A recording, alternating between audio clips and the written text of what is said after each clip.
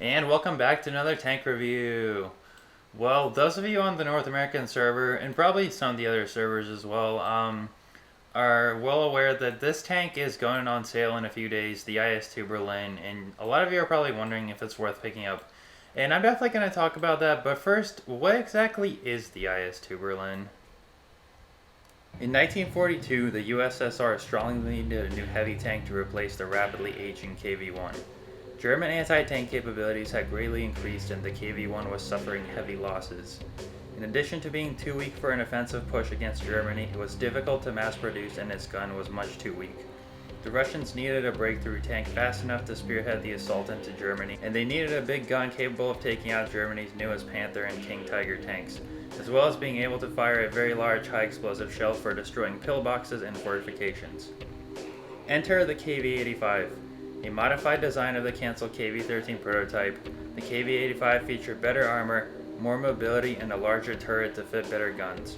Prototypes were tested with 85mm and 100mm guns. However, these were deemed superfluous since battle-tested vehicles like the T-34-85, Su-85, and Su-100 already had these guns. It was decided that a 122mm gun would be adapted from the existing A-19 field gun. Thus, the IS was born. About 2,500 of these new heavy tanks were built and saw extensive combat. In 1944, several teething problems were addressed with an upgrade to the IS-2, featuring a faster-firing D-25T cannon and a new hull armor layout. Gone was the stepped design of the KV-13, and in its place was a flat 100mm plate angled at 60 degrees. This allowed for greater frontal protection and easier mass production. Many of these improved IS-2s saw combat all the way to Berlin. The in-game version is modeled after a tank from the 7th Independent Guards Heavy Tank Battalion. It appears to be a composite taken from many pictures of 7th Guard IS-2 seen in Berlin, including this iconic photo in front of the Brandenburg Gate. The white line was painted on the turret for easier identification by friendly forces. The bear insignia represents the 7th Guard's experience in the Karelia campaign against Finland. The fighting girlfriend inscription on the back as seen in this photo is missing, however. The inscription was an homage to a famous female tank driver that joined the war effort to avenge the death of her husband, who was an officer in the Red Army. Fighting in a T-34 with the same inscription, she was the only female Soviet tanker to receive a Hero of the Soviet Union medal posthumously, and her heroic actions were widely publicized. Alright, now we're going to look at Tanks GG for a quick comparison of all three IS variations. I'm not going to go too much into the stats because they're all very similar and you can find them online pretty easily, so it's kind of just a waste of time. But you can see the gun stats are all exactly the same DPM, penetration, damage. The IS-2 does get a 250 penetration heat shell, whereas the IS and the Russian IS-2 Berlin get a 217mm penetration APCR shell. Which one is better? It depends, different situations. I feel like the APCR is more flexible because it's not quite as crippled by spaced armor as the heat shell is, but at the same time the heat shell is better for taking on really flat armor like those big Japanese tanks. Reload time, everything's the same here. Strangely enough, the IS-2 Chinese has a little bit more shell velocity than the other ISs, the IS and the IS-2 Berlin. How about a little drinking game? Take a drink every time I say IS in this video. The aim time's the same, accuracy's the same, however dispersion is kind of where you see a little bit of difference.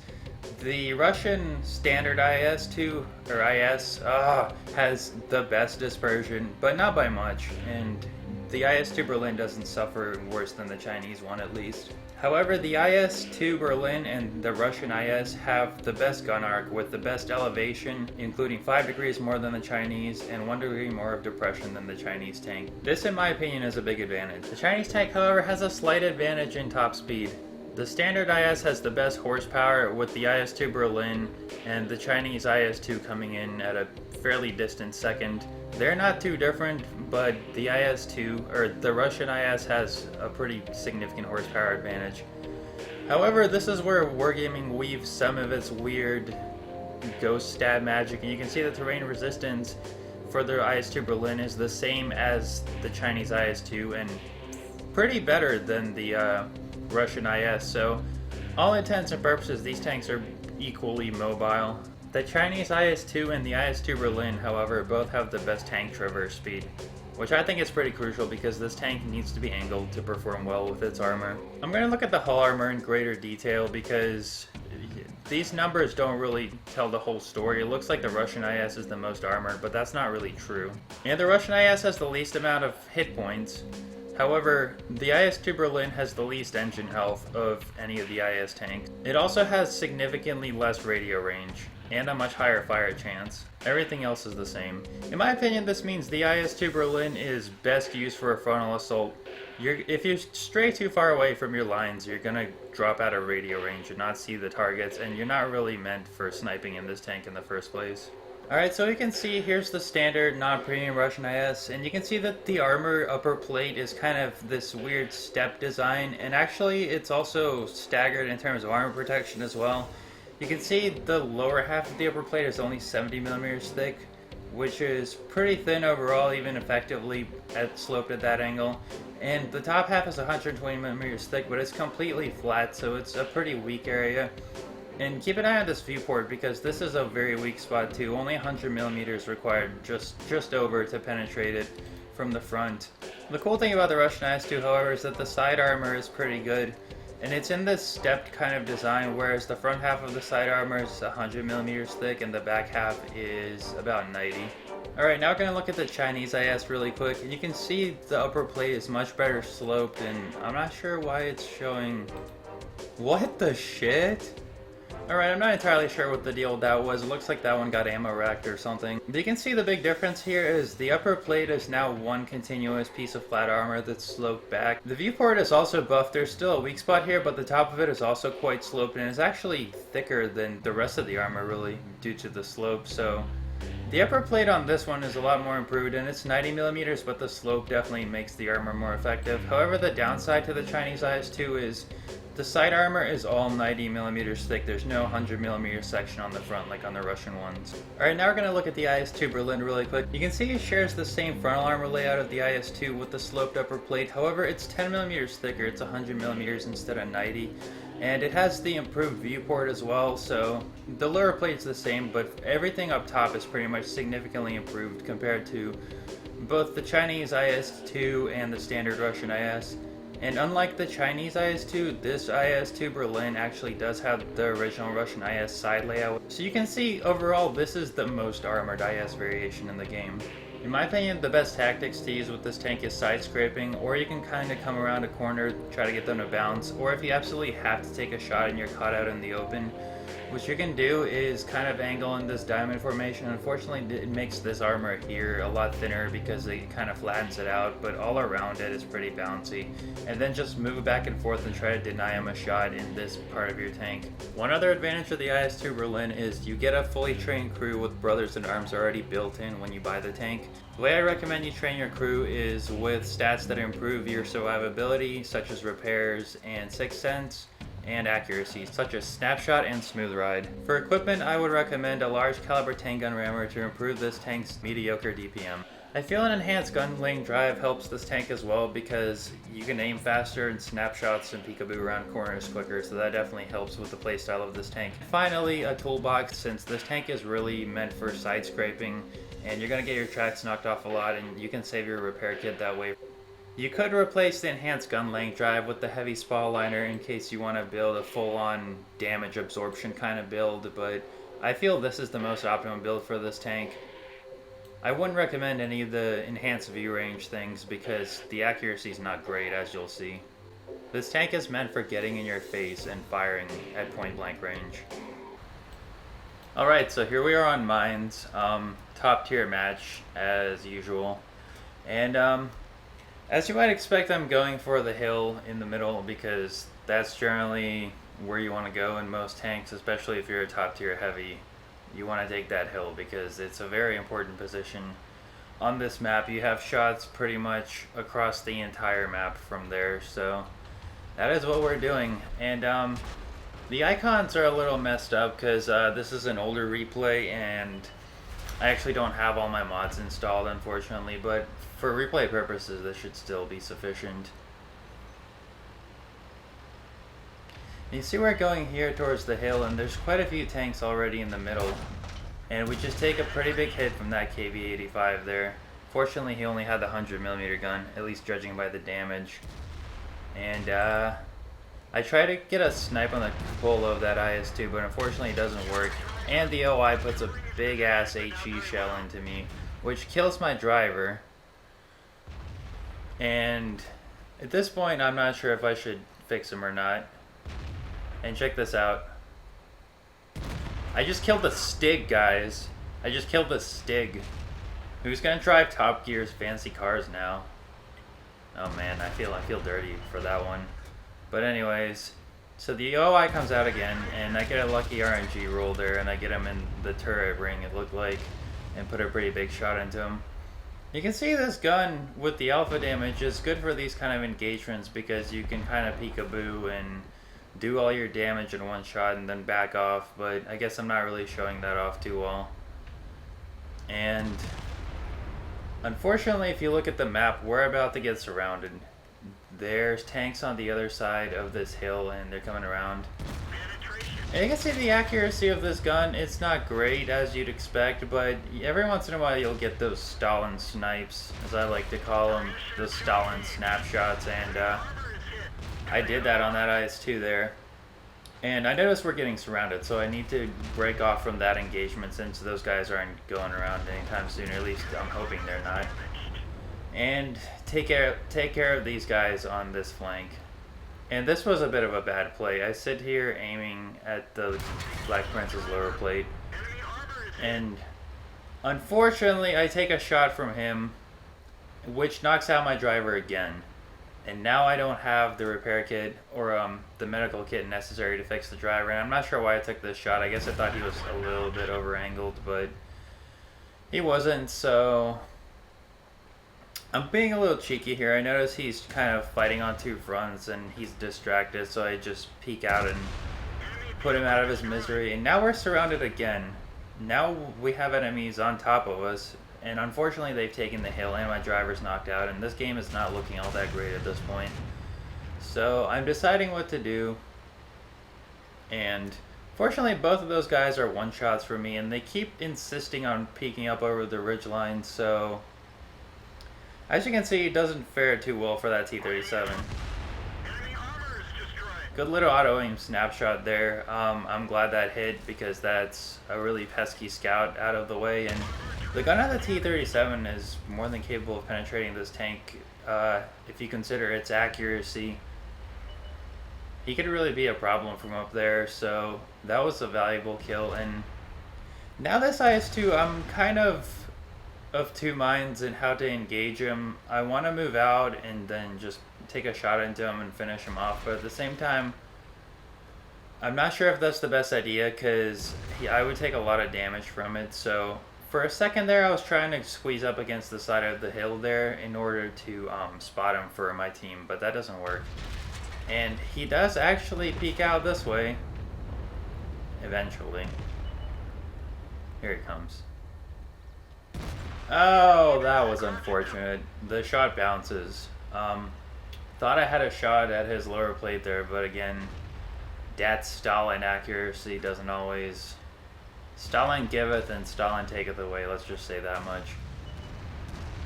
And this is a pretty big spot of luck here. The SC-152 puts a heat shell into me, and if that had penetrated, and in all likelihood that really should have penetrated, I would have been dead, but you know, sometimes it's you just need a little bit of luck on your side to get these kind of games.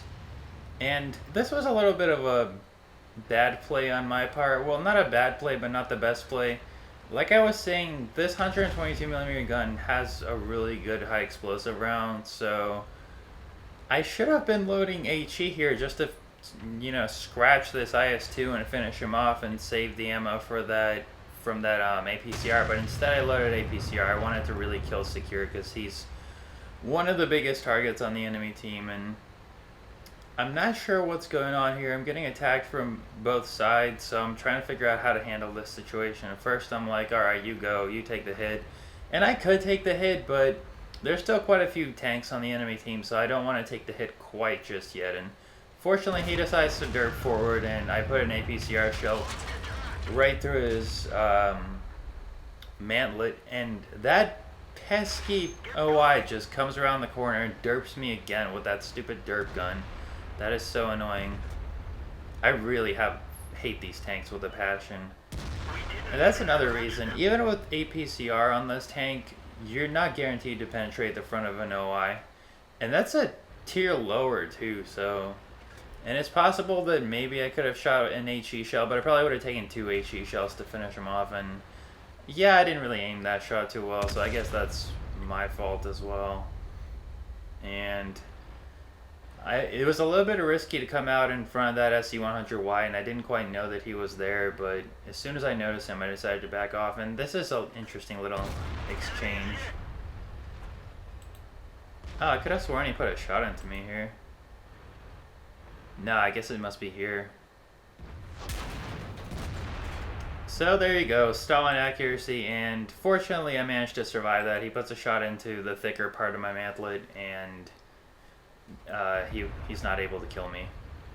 And you can see this tank's mobility is not bad, even with a bad driver, and granted I'm going slightly downhill. I'm still able to reach 25, 26 kilometers per hour, which helps me out in securing the last kill. Spoilers, well, not the last kill, but my Top Gun anyway. Fortunately, ammo capacity, as you can see, is not very high in this tank. Even with the 2 APCR shells I fired, I'm almost out of standard AP rounds, and I actually started carrying 2 HE shells for this tank lately, just because I find I don't use them that much. They're very situational. And there's the Top Gun. But yeah, even though you can carry a lot of ammo in this tank, you can still do a lot of damage, because each shell does 390 damage on average. So, and if you're wondering why I'm sitting here like this, I was thinking that in those bushes the M44 would be hiding, and since I was spotted, I was almost sure that he would take me out if I did that, but unfortunately he was hiding back here, and I tried to get the little snipe on him in between the cracks here, and I should have taken the snapshot, but I didn't, and I missed out on the last kill, and a little bit of rage action there at the end of the match for not getting that kill.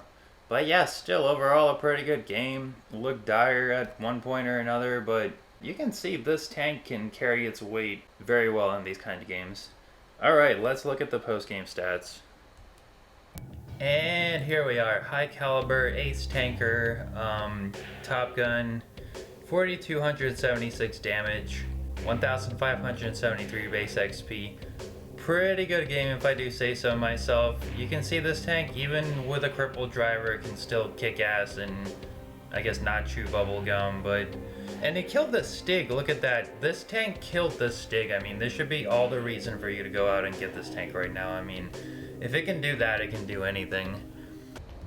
Alright, we are back in our mighty Stalin tank, defending the motherland at Kharkov this time. And this isn't a tier 7 game like last time, it's a tier 8 game, and it's not quite as impressive as the last one in terms of overall damage and kills and stuff like that, but I feel like whereas in that game I was playing pretty defensively, this game kind of really hammers the point home that this tank is meant for aggressive play. It was a breakthrough tank in real life, and that is how I believe you should play it in this game as well. Fortunately, it's not a tier 9 game, so I'm not too outgunned, and I do have some support going down this banana road here on Kharkov from this T-34 and this IS-6. And just as a side note, look at how many Wallet Warriors there are. It's like Wallet Warrior City. But I'm waiting for these guys to get some spots in for me, because you don't want to be the first one to take fire in this kind of matchup. The tank does have armor, but you can still die pretty quickly if you get caught out in the open. And in case it wasn't abundantly clear by now, you don't want to be taking cupola snipes at 200 meters from this tank. It's just not the right gun to do it. And I noticed that this AT-15 just took a hit, and now he's pulling back in between shots and pulling out. And I'm not sure why at first, but then I noticed that big gaping hole in his little machine gun port. Anyone that's driven that tank will tell you one of the loaders sits in there. So I will bet you money that his loader has been knocked out, and that's why he's taking a shot and peeking out like that. So this finally dawns on me, and I decide, hey, I'm kind of in a stalemate here. I'm not doing any damage, not being effective, so I decide to use my mobility to go ahead and break through to this part of the map. And now he doesn't have shots on me, and I have shots on this Panther too. And that's kind of how you want to use this tank's mobilities to pressure the enemy, keep advancing when you have an opening. And I just go ham after this Panther too. I kind of elbow the IS-6 out of the way and put a shell into his ass. And I'm about to take a hit from him, but the IS-6 saves me some damage, so that definitely helps. Thumbs up to him for that. And now we're practically in the enemy's base, and there are enemies just everywhere. There's enemies left, right, and center. And I don't want to advance out too far because I could die pretty quickly. But at the same time, I don't want to sit here and take too long not doing anything, because we're pretty much rolling this enemy team. So I decide these guys aren't paying attention to me on the left here. So I break through to the right, and I see a perfect shot at this Super Pershing. And I take it. Oh, and I set him on fire, and look at all that free damage. Look at that guy burning. That is just the best feeling. All that free damage. And because I'm in a premium tank, it's free money, so... And unfortunately someone steals the kill from me, but whatever. I mean, can't win them all, I guess. And I noticed that Yak Tiger is on low HP. And I really should have loaded an HE shell here, but I'll get around to that eventually. And I'm trying to get a snipe on his lower plate, but then this IS-3 just derps right into the way, so I go ahead and kill him. I wasn't even aiming at him, but you know, I mean, whatever works, I guess. I'll take a free kill. And here's this IS-6 giving me another juicy shot into his side, and unfortunately this gun acts up and derps a shell right into his tracks. And now I'm switching to the HE. Notice these guys are both on low health, and there's no way I could penetrate that Yak Tiger, even with APCR, if he's facing me and he's hull down like that. But I don't have to, because I have HE and I can just derp him like that and finish him off. Because these HE shells, like I said, do 530 damage if they penetrate. But even if they don't penetrate, you're easily looking at 100 to 200 damage. So that's what those shells are for, in my opinion. Just securing kills like that. Obviously resetting the cap, and obviously, you know, like very thin-skinned tanks like Waffle Tractors and Scorpions. And I'm just going to go ahead and end the game here, because that was my last contribution to this game. I didn't really do much. So yeah, fun little game on a historic map for this tank. Let's look at the post-game stats. Alright, so nothing too exciting there. Ace tanker, but at least I got a mark of excellence on my barrel, so that's pretty cool. And you can see that this tank's mobility is pretty decent. You can use it to pressure the enemy, and when the gun starts failing on you, you can use your armor and your mobility to make up for its shortcomings and maneuver to a more advantageous position, which is definitely what I would recommend. So in a nutshell, would I recommend this tank? Well, unless you have absolutely no interest in Soviet heavies, I would definitely recommend it. While I do think it's a bit lazy for wargaming to introduce a premium tank that is basically an exact copy of a tank that's already in the game, the upside to this is that, well, generally when wargaming introduces a premium tank, in theory, it's supposed to be worse than its equivalent tier counterpart. This isn't. This tank is just about as good as an IS or an IS-2, if not better, and it's a premium, so you can benefit from swappable crews and increased credit and XP earnings. Plus, if you want to train your Soviet heavy crews, you could do a lot worse. Treasure 3. So if you enjoy your Soviet heavies and you're looking at that next premium to grind up your crews, or, you know, grind XP and credits, or you perhaps appreciate the history of this tank, or maybe you just want a fun heavy tank to derp around in, or maybe you want to stick out in a crowd of regular ISs and IS-2s, I don't know. This tank is definitely a good choice for any of those options, and I would definitely wholeheartedly recommend it. Anyways, guys, thanks for watching. I really appreciate it. If you could be so kind as to rate and comment and subscribe if you liked it, I'd really appreciate it. Thanks for watching. Bye.